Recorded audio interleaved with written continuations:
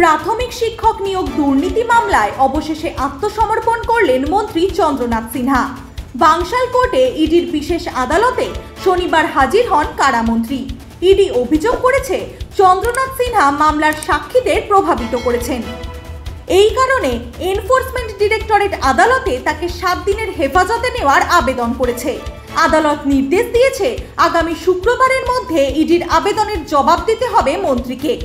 চন্দ্রনাথ সিনহাকে 10,000 টাকার ব্যক্তিগত বন্ডে জামিন মঞ্জুর করা হয়েছে। আদালত আরও স্পষ্ট নির্দেশ দিয়েছে তিনি তার নির্বাচনী এলাকা থেকে সরে যেতে পারবেন না এবং কোনো সাক্ষীকে প্রভাবিত করতে পারবেন না।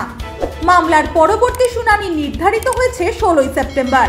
এরপরই জানা যাবে মামলার অগ্রগতি এবং তদন্তের পরবর্তী ধাপ। জনসাধারণের নজর এখন আদালতের ওপর।